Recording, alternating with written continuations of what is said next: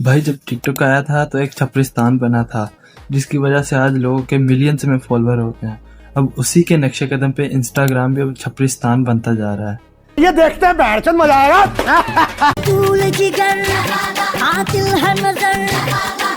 खैर जो भी हो भाई, देखने में मजा तो बहुत ज्यादा आ रहा है।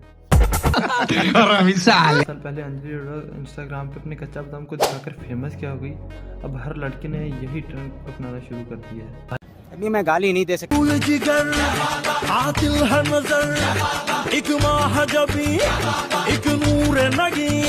देखो, नाच तो बहुत अच्छा रही है मगर बेचारे में थोड़ी सी जान की कमी है। अरे बहन बस कर, ऐसा ना हो कि वीडियो बनाते बनाते तो खुद ही गिर के मर जाए।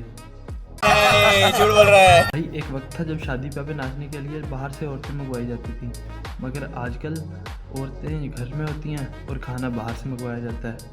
क्या माल है यार। 2-3